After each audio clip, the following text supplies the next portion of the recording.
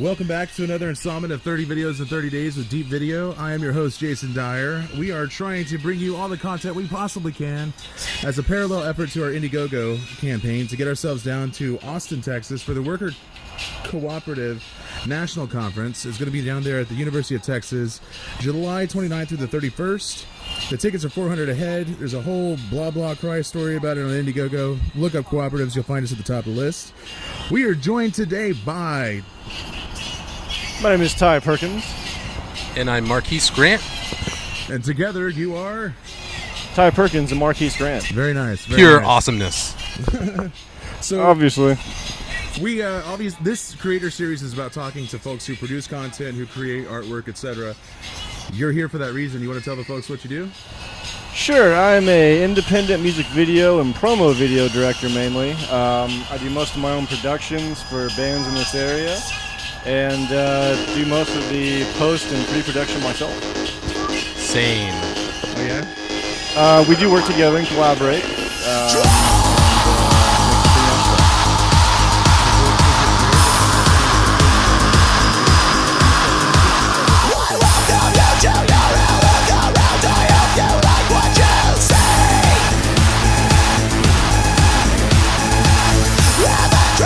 Well, Marquise and I work in the entertainment industry anyway, in the TV side of it, so we pretty much have everyone at our disposal at any time that we would need for help. We usually try to run as small a crews as possible because we both like, not much interference and to do things a lot by ourselves. I'm very hands-on. I do all the editing myself. I don't like people screwing myself up, and Marquise is very similar. So as far as the crew goes, we've never had an issue with that, and like I said, we got plenty of people at our disposal that one phone call and there you go. So, how long have you guys been working together? Probably about the past year and a half, 2 years, and to answer your original question, as far as finding people to work with, once again, it's usually from the entertainment industry that we work in, so... the biggest thing with bands around here is that it's Dallas. There's a lot of music. It's pumping, and people need visuals. Yeah, that's right. So Paul and I kick around this idea of something we call the limit break. If you're an RPG fan or know anything about them, old school Final Fantasy stuff, you might be familiar with this concept that it's the ultimate attack, the final form, the thing that'll get you over the top.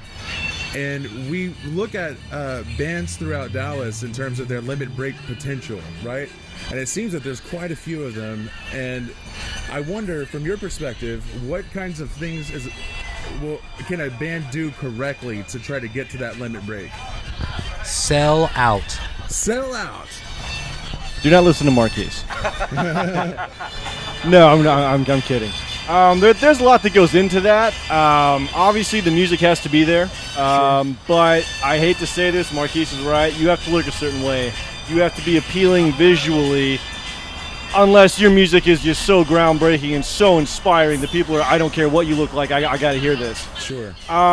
So in Dallas, there's so many different fully functioning scenes and genres to those scenes.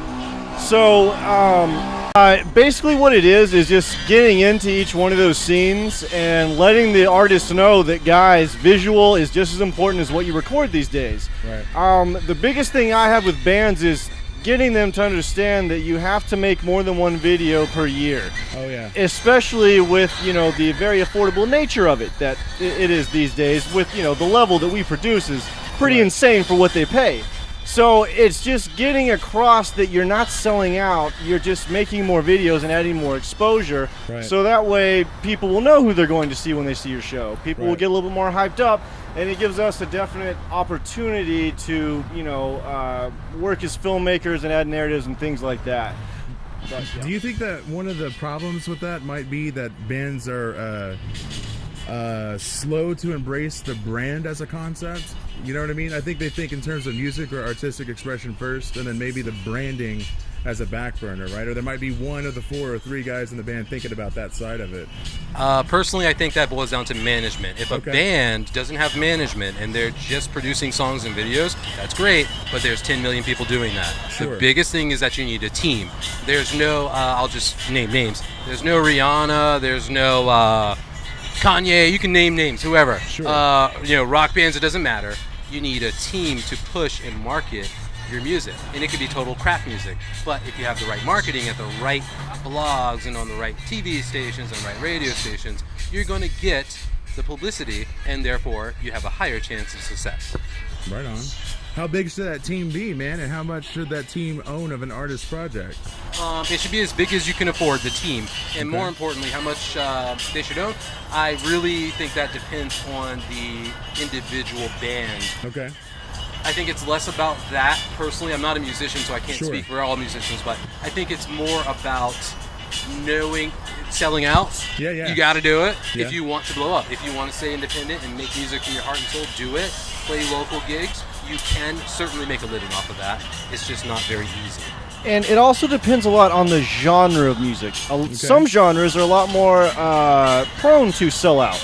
Hip-hop and rap, you are instructed to sell out. That is your mission, to go out and make that Skrilla, son. That's the game, right? Yeah. Metal, that is the exact opposite. You Right. don't want to sell out at all. So that's a lot of what I try to express to these bands is by making videos, by making yourself look good, by making yourself look appealing, by making the band look appealing, you're not selling out, you're amplifying the music.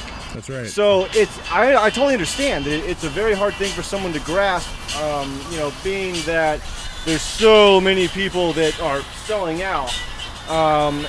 Just because you make a video or just because you try a little bit harder to push what you're doing from a non-purely musical level doesn't mean that you're selling out. I mean, let's not kid ourselves.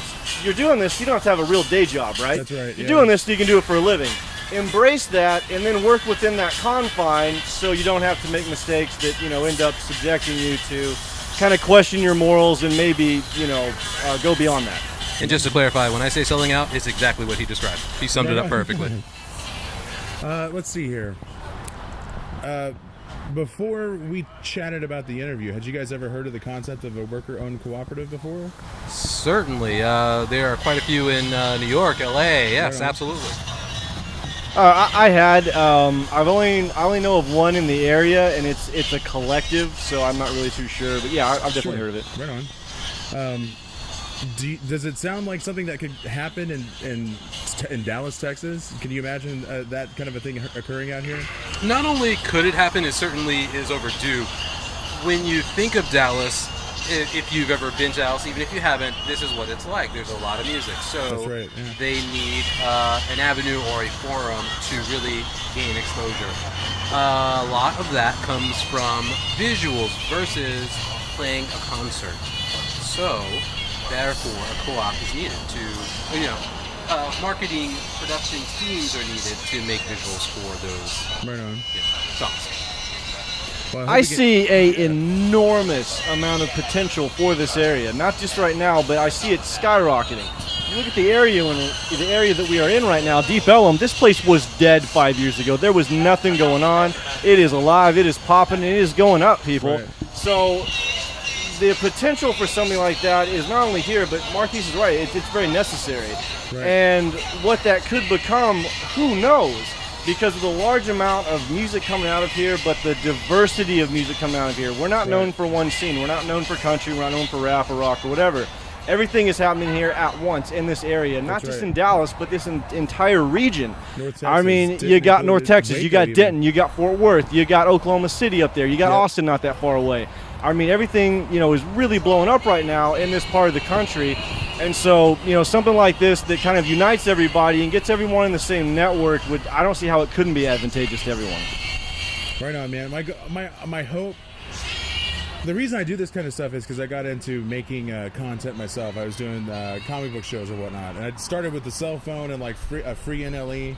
I didn't even know those letters or what that meant. Non-linear editor for you new cats, and eventually worked into doing the kind of stuff that we're doing now. But I feel like my choices are either go to school and get the networking that comes from going to school, not necessarily education, right, or pay to play somewhere and let some guy take over my content and tell me how I'm not doing it right so he can keep taking that 33 to 45% and stringing me along, right?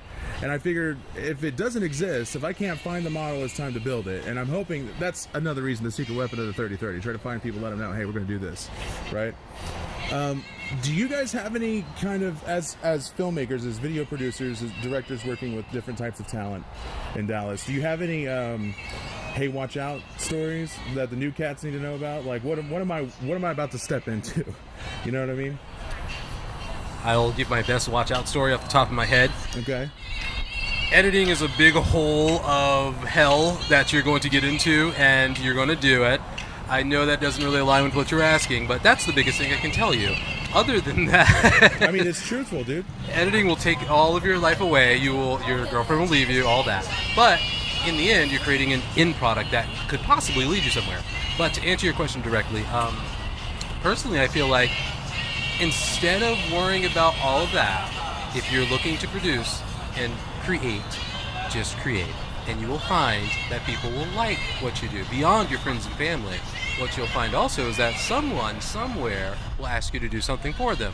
They may lowball you on the fees to create this. However, it leads to an end game. And there is the real big picture. It's a marathon, it's not a sprint. You have to start somewhere and just do it. School, I went to film school per se. Okay. Dropped out. Now I work in TV. I've worked in full league features. I've created my own indies. I can tell you, certainly, I haven't won any awards or anything. Sure. I'm not a millionaire, sure, but I can instantly produce, create in my own mind, and produce content for anyone in any genre, any type of thing that you have going. Holding for the plane.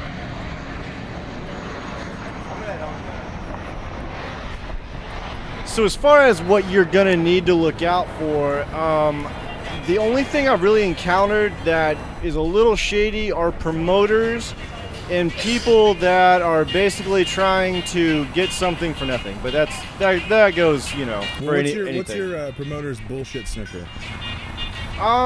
Just basically, you know, I'm not in a band or anything like that, but, you know, trying to get me to go and do certain things for non-tangible assets. For, well, if you come out and record this entire festival for 12 hours, I'll make a DVD of it, and maybe we'll sell it, and, maybe you'll get a percentage off that. Don't fall for that, gang.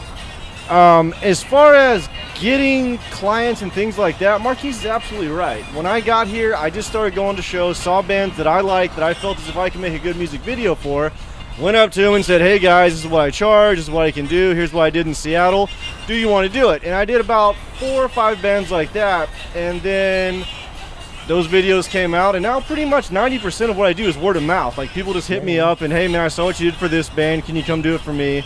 And so you just start like a networking process like that, and a lot of the bands that play at the Curtain Club, I make their videos. And that's because they all know each other, and hey, who made your video? Ty made it. So there you go. I mean, that's how I found you.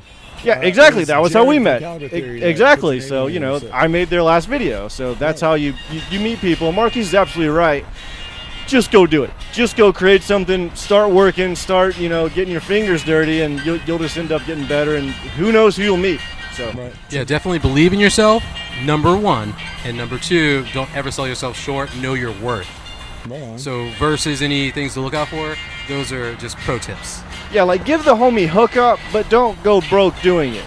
You know, because the way I look at it is, let's say I give someone, and this actually happened, I give someone a great rate. Then someone comes along who they referred me to, who I make more money off of, because that person's not like, oh, Ty's going to charge you this. They're saying, Ty, you should charge more. Like every band I make a video for says, we got the hookup, you should totally charge more.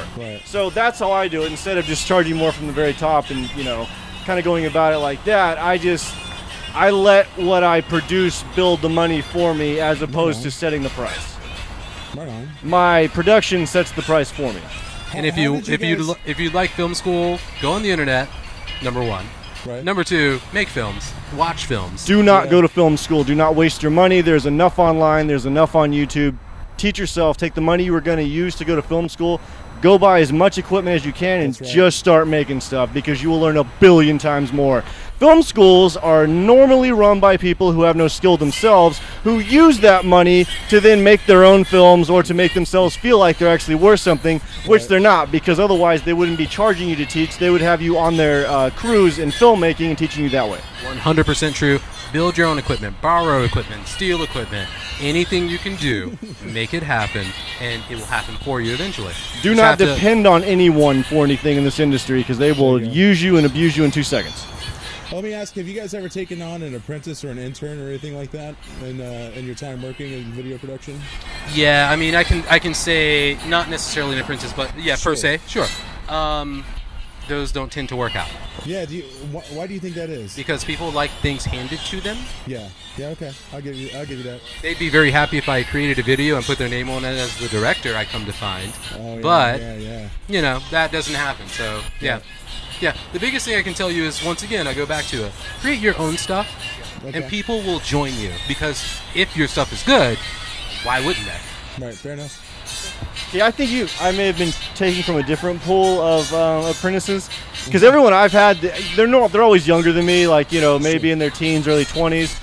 They're just happy to be doing something, and, you know, oh my God, this is freaking sweet. Are those hot girls over there? Oh my God, I get to do this type of stuff. So as far as apprentices go, Marquise is right. You can sniff them out in 2 seconds. If it's more about, I want to use you, you can tell that. But because the look in their eye, if they look at you like, oh my God, you're awesome, Ty. That's the guy. If they look at you like, hey man, when am I going to get this, or when am I going to get paid, or when that, cut that dude right away and go find somebody else, because it's more about the appreciation level, but also more about how much they want to learn. Right, if you just want to stand back there and watch me do it, I don't got any use for you. Sorry. Right. You can get coffee. Coffee or beer? Yeah, coffee and beer. Definitely. Let's see. I got one more question for you. And then my buddy Paul here has the mind-blowing questions, the great ones, right? Love to have my mind blown. Who doesn't, right? My question is, do you remember the moment that you convinced yourself to stick to your fucking day rates? You know what I mean? Like, did you have that moment where you're like, and I'm never doing that shit again? Like, that's a great question. I'm going to be honest with that. Okay. Yes, it was the moment that I began. After doing indie productions for 8 years, I jumped into the TV world due to someone I knew. They were in the industry. They brought me in. And I realized how much what I was doing was worth. And from that point on, my rates went up and they stayed there. He mentioned the homie hookup. You know, if I know someone and they're asking for something and I see the potential and the benefit, certainly they'll get lower than my regular rate, but they understand that eventually it's going to go up. Right. Long story short though, oh yeah, absolutely. It was at that moment that I worked in the industry. I mean, camera ops, they get $500 a day. Directors of photography, they get $700 a day. This is not just your local 7-Eleven or McDonald's rate. Right. And people who may hear that number and think that's absurd, they need to understand the amount of things that are required, and more importantly, how thin the job security is in this world of entertainment and digital photography and video. It's very, very fickle. So those rates are required. Make your own stuff, right? Make your own stuff. Definitely. I went about it in a little bit different way. Like, I'd actually been making money at this and doing my own day rates for probably 3 years before I got into TV myself. Okay. So once I got into that, then I realized, dude, you were selling yourself short, and everyone tells me that anyway. So I kind of went about it as, like I said, the day rate built itself for me, because people would say, you just hooked us up for how much money? Dude, charge more. So every time I would just charge more. And there you go. Yeah. Marquise is right. The homie hookup exists. If I see a band that's young and up and coming and needs some help, or someone I know, I'll hook you up.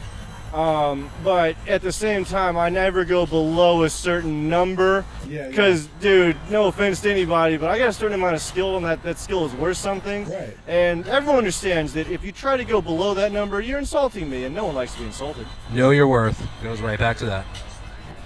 I'm going to pass the mic off to Paul here. Pass the Dutch to the left-hand side. What's going on, fellas? What's up? So, as filmmakers, right, as creators, what is one thing worth less than $100 that you feel brought the most value to your careers?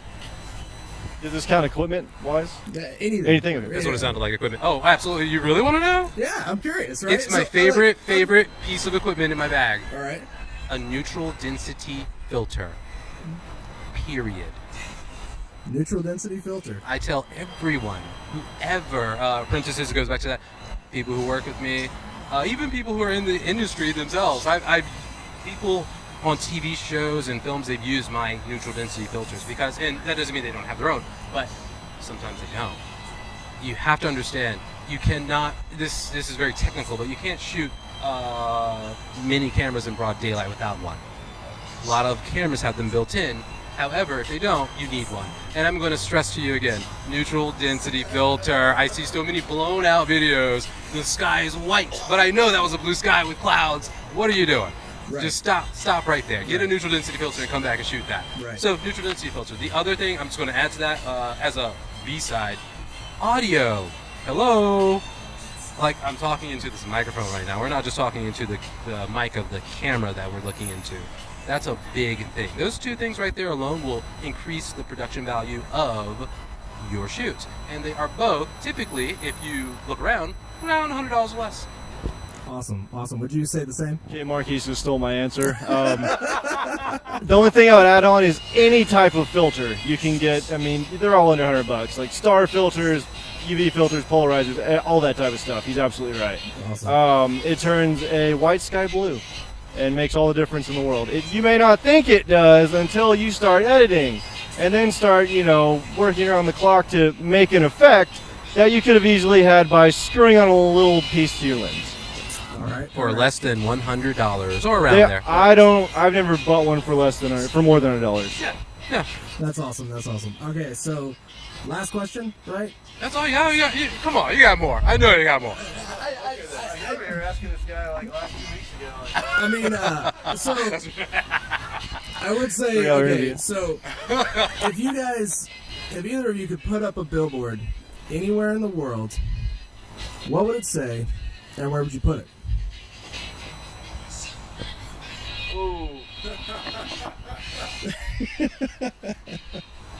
I plead the fifth on that one. That's a good question. I'm honestly, the billboard would be believe in yourself. I've said that multiple times in this interview. I'd put it anywhere because whether or not people really got that, if you saw it every day, eventually it would sink in, kind of like osmosis. All right. Actually, I got one more before you go. I knew you would. When you think of the word successful, who's the first person to come to your mind? That's interesting. Successful? Mm-hmm. Wow. Sure. All right, I'll say it. Obama. And let me tell you why. Go for it. Yeah. I'll tell you why. Because when he first got elected, hey, look, I called my family and everybody. We're like, oh, yeah. But then a day later, the truth set in. I'm like, you know what? They're just going to build him up to tear him down. And that happened, but look at him. He's still doing it. End story. Still plugging away. Obama. I'm going to say Donald Trump. That motherfucker. Anyway. Yeah, he took $1 million of his dad's money and made an empire of building buildings that he never actually built. But he's going to make America great again, and I'm going to be luxurious because of it. I can feel the gold right now all over me as soon as he gets elected. In my veins. I'm going to bathe in gold. He said so. He said so. He's lying, but anyway. Yeah, I know. Success, there's a million different ways you can define that. So I would say the definition to success for me is someone who is happy and comfortable, not stressed out, because we work with an individual who has a lot of prominence in this city, who has a lot of prominence in this country with his TV show. I'm not going to mention his name, but every time I've seen this individual, he is highly stressed and no one likes him. I've never heard anyone say, man, that's an awesome guy. I love hanging out with him. It's always, what a fucking dick. So he has a lot of money. He has a nice career going, but he never looks like he's enjoying it, and no one ever talks very, very nice about him. So, like I said, success is kind of like paradise. It's a place of mind, not an actual tangible thing. What Ty said is very, very accurate. I mean, Success could boil down to a father with a family who doesn't have the stresses of politicians or superstars. You know, that could be success. It could be a butcher who absolutely started his own business from his own dime, didn't ask for money, and is still going. Success is just a term. Happiness is a better question. So let me ask you, Ty, what do you consider someone who's very happy? Well, I actually strive more for happiness than success because I think they're the same thing. Someone who is happy. My dad is pretty happy. You know, he runs our small family business, goes fishing, goes hunting. You know, took care of his family. I think happiness a lot of times comes with a state of secure contentment. Not that you're not trying to strive higher, but you're good where you are, and you know that if you try to go higher, it's going to create that stress level. So it's that happy medium of being comfortable and, you know, having a nice life, which we all want. I'm pretty sure Paul and I were talking about this same type of concept the other day, and actually last night, right? Yeah. Driving back from Dallas. I propose that maybe we don't realize how content we are in a situation except for in hindsight. You know, after the stress of the moment or that striving has kind of passed a little bit, then you go, oh, actually I was doing a thing and that was working out. I wish I was still working on that project. You know, that kind of, I don't know, hindsight / nostalgia thing. You guys kind of feel that too when it comes down to looking back at what you've done so far? Oh, absolutely. Oh, yeah. The things I noticed with me, especially with making a lot of productions over the past decade, I mean, you look back and you're like, oh, I hated when I was working on that. I hated the way it ended up. But you know what? Years later, you look back, you're like, oh, wow, that was exactly that was it. Like, those were the days. It's kind of like people look back at the golden days. Like, for, you know, I'm 35 now, 36, aging myself. But, I mean, looking back, you know, the 80s, those were like the golden days. When I was, you know, coming up as a kid in the 80s, everyone was talking about the 50s. Those were the golden days. Yeah. So, hindsight, 2020, all that. What you said is accurate. It absolutely is true. Your sign? Yeah, well, I want to thank you guys for your answers. I want to thank you for your time. You guys are awesome, and we're going to be paying attention to you guys, and I hope that maybe someday we can get down on some stuff, man. This is awesome. Absolutely. Thank you. Do you guys have anything that you want to plug? Where can the audience find you? I'm under Cyclonus Video, Ty Perkins. That's just the name that I chose because I love the Transformers character Cyclonus. He has the coolest name. Right on. Because Galvatron was a freaking head case. You know, if you watch the cartoon, he never really did much. Cyclonus ran everything. He has a much cooler name because everybody knows Galvatron. Who is Cyclonus? Oh my God! So that's how you can find me. Wow. That's good reason. I'm just going to say wow to that. You can find me on Vimeo, Marquise Grant, MarquisGrant. I do stuff in TV and film. I won't talk about that though. You can just check the credits. All right. And look for stuff coming up. We got lots of stuff popping. We got a new video coming out, and like I said, there's a lot of stuff going on around here. And we don't really subject ourselves to one genre. Like, if you're into creativity, if you're into letting us amplify your song and adding to the creative process, you'll be very pleased with what you get. Because I've never had anyone to really come up and say, that was a piece of crap, Dyer. Your narrative was not spot on. It's like, oh my God, I paid how much for that? Thank you, Chai. Right on. I got one more thing. Yes, please do. Kickstarter, Indiegogo, forget about it. It's already been tarnished by so many people asking for money and creating crap. Okay. Create your own stuff with Pocket Funds. Hashtag Pocket Funds. Hashtag Pocket Okay, Funds. tell me a little bit about that. I will. Yes, in short, create your own stuff with Pocket Funds, because in the end, if you create something good, whether someone gave you money to do it or not, eventually someone will give you money for the next thing. Gotcha. Just go create. Don't wait for the money. Don't wait for the credit. Don't wait for the handout. Just go make something. I don't care if it's with your iPhone, because believe me, I shot stuff with my iPhone and it's freaking great. Right. Hey, they shot Tangerine with an iPhone. They did. Yeah, I've heard the movie's okay, but they shot it I with an like the iPhone. movie. It has parts in it where I was almost around the saw it? tears. Yeah. Dude, there's parts in it where it's like, oh my God, they're smoking crack and they're both trannies. Oh my God. You gotta watch it. You gotta watch it. That's why I love this guy. He's hilarious. Anyway. Yeah, just go out and do it. That is my ultimate piece of advice to you, and you will be right where you need to be. Or you can do it like I did and just be completely oblivious to how things work and just start charging because you don't know any better. Because my time costs this. Will you pay me to do it? You will. Bingo. That's how I got started. So Kickstarter, all that sort of stuff, I thought it was just for actual, big budget films. Sure. Because, I don't pay attention very well and stuff like that. So Marquise's suggestion was the only avenue that I thought existed. So that's why I took it. Right on. Well, guys, thanks again for being part of this. I'm going to go ahead and wind you down here. Thanks to the viewers for tuning in for another installment of 30 Videos in 30 Days with Deep Video. I have been your host, Jason Dyer. We have been joined by Marquise Grant and Ty Perkins. The guy with all the mind-blowing questions is Paul Wofford Jr.